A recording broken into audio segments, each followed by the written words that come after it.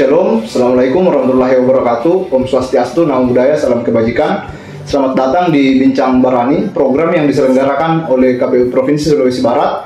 Dan hari ini kita akan bincang-bincang seputaran pemilu serentak 2024. Hari ini pula telah hadir dua narasumber bersama kita pada hari ini. Yang pertama Bung Nur Alamsyah, Ketua DPD Gemendi Sulawesi Barat. Kemudian yang kedua Supriyadi Narno, Ketua Divisi Teknis Penyelenggaraan KPU Provinsi Sulawesi Barat. Apa kabar, Bung Ketua? Siap, kabar baik. Bung Narno, sehat? Sehat. Puji Tuhan. Mungkin kita ke Ketua Divisi Teknis Penyelenggaraan dulu. Tahapan apa yang saat ini sedang berlangsung? Kemudian apa tantangannya dalam penyelenggaraan tahapan itu? Ya, terima kasih. Tahapan penyelenggaraan pilkada yang sedang berlangsung sekarang adalah pemutahiran daftar pemilih yang sedang dilakukan oleh teman-teman PPS dan PPK. Tapi saya menggambarkan secara umum tahapan pilkada serentak 2024 dari awal sampai akhir itu setidaknya ada beberapa tahapan yang harus kita lewati. Yang pertama adalah pemutahiran data pemilih yang sedang berlangsung sekarang. Kemudian di bulan Agustus sampai September nanti akan ada tahapan pencalonan gubernur dan wakil gubernur. Pendaftarannya itu dilakukan pada tanggal 27 sampai 29 Agustus. Kemudian setelah itu akan ada tahapan kampanye dan dana kampanye selama kurang lebih 2 bulan, dari bulan September sampai dengan bulan November. Kemudian ada masa tenang menjelang pemungutan dan penghitungan suara. Dan terakhir adalah atau puncaknya adalah tahapan pemungutan dan penghitungan suara yang akan berlangsung pada tanggal 27 November tahun 2024. Selanjutnya setelah itu akan ada rekapitulasi yang akan dimulai pada tanggal 27 November sampai dengan tanggal 16 Desember 2024. Setelah itu baru penetapan calon terpilih. Saya kira itu gambaran umum atau setidaknya tahapan-tahapan yang akan kita hadapi sepanjang pilkada serentak tahun 2024 ini, khususnya pemilihan gubernur dan wakil gubernur Provinsi Sulawesi Barat. Mungkin bisa disampaikan setiap tahapan ini potensi permasalahannya apa?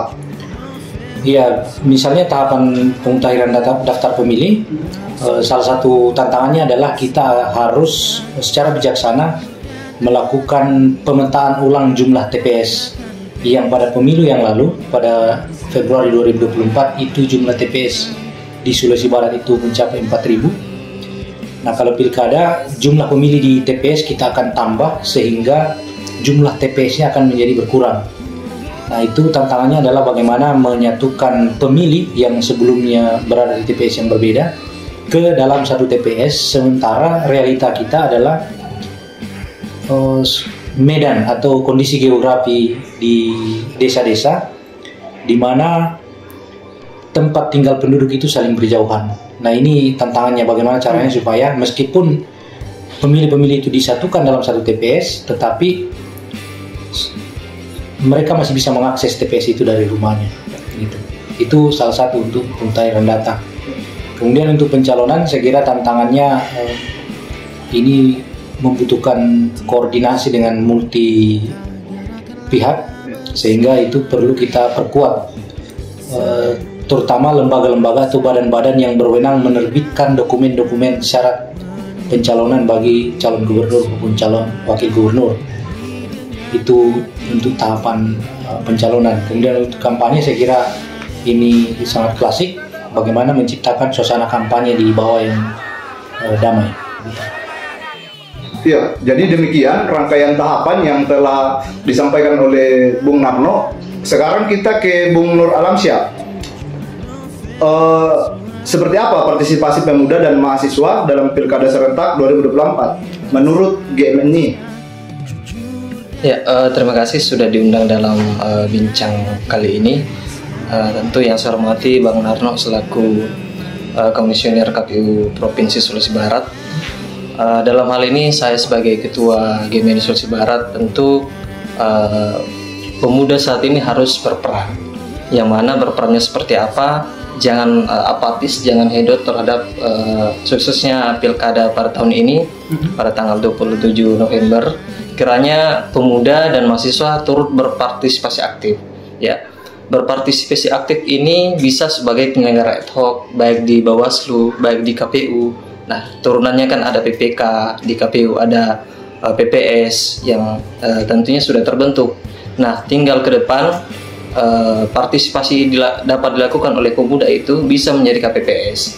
Begitupun juga di unsur Bawaslu, pemuda dan mahasiswa bisa juga menjadi PTPS di tingkat TPS. Nah, partisipasi seperti ini saya kira sangat penting untuk pemuda terlibat secara langsung.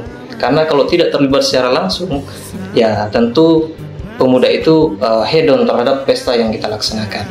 Bukan hanya dalam tingkat penyelenggara ad hoc, bisa juga dalam pengawasan secara langsung di lapangan, maupun menjadi pemantau pemilu, dan juga menjadi pelapor atas dugaan-dugaan temuan-temuan pelanggaran, baik itu pelanggaran secara etik oleh penyelenggara teknis maupun pelanggaran-pelanggaran yang menjurus ke tindak pidana yang bisa jadi di TPS yang dilakukan.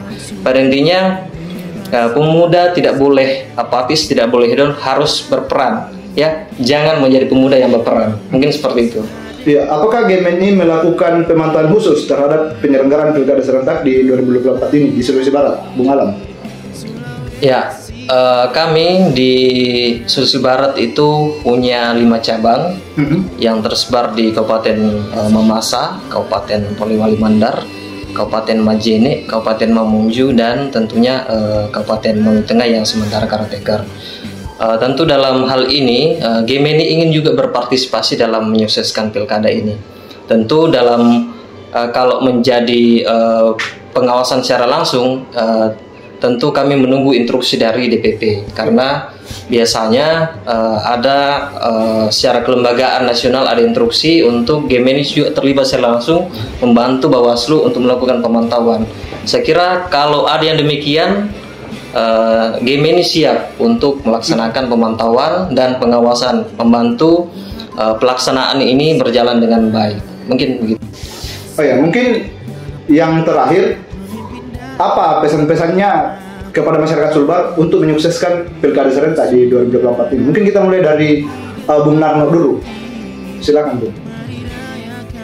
Ya, yang pertama tentu saja bagi masyarakat pemilih, pastikan nama Anda terdaftar sebagai pemilih dalam pilkada serentak 2024. Caranya nanti bisa mengecek di Cek DPT online, dan kalau belum terdaftar, pada pertengahan Agustus nanti akan ada pengumuman daftar pemilih sementara. Teman-teman bisa menyampaikan secara langsung atau memberi tanggapan secara langsung kepada PPS maupun PPK atau di kantor-kantor KPU di kabupaten bahwa nama Anda belum terdaftar misalnya. Dari situ KPU akan mendaftarkan nama Anda sebagai pemilih untuk pilkada serentak 2024. Itu yang pertama. Yang kedua, terlibatlah secara aktif dalam tahapan kampanye untuk mendapatkan informasi-informasi secara benar dari para calon, yang mana kita difasilitasi nanti beberapa metode kampanye, ada rapat umum, ada pertemuan terbatas, kemudian kampanye melalui media sosial dan sebagainya. Terlibat secara aktif artinya turut serta untuk tidak menyebarkan hoax di dalam proses kampanye itu. Yang terakhir atau yang ketiga, pada hari pemungutan suara tanggal 27 November, pastikan teman-teman datang ke TPS dan memberikan suara di bilik suara, karena satu suara Anda itu sangat berarti dan penting bagi kemajuan daerah kita. Saya kira itu pesan kepada teman-teman pemilih muda untuk pilkada serentak 2024 ini. Iya, dari GMNI sendiri apa pesannya untuk masyarakat Sulbar dalam menyukseskan pilkada serentak di tahun 2024 ini? Silahkan, Alam. Ya, GMNI sebagai organisasi kepemudaan tentu mengajak ke seluruh kelompok elemen masyarakat, jangan biarkan penyelenggara itu sendirian. Penyelenggara ataupun pelaksanaan pilkada pada tahun ini 2024 tentu dibutuhkan kolaborasi dan gotong royong bersama untuk menyukseskan dalam pelaksanaan 27 November mendatang. Tentu dengan kolaborasi dan gotong royong itu kita punya harapan, kita punya mimpi bahwa lahir suatu pemimpin yang ada di Sulawesi Barat untuk memimpin 5 tahun ke depan dan membawa Sulbar lebih baik lagi. Mungkin seperti itu. Ya, jadi demikian bincang Barani kita yang diselenggarakan oleh KPU Sulbar. Tentu harapan kita pemilu tahun 2024 ini terlaksana dengan sukses. Mungkin itu. Terima kasih. Selamat siang.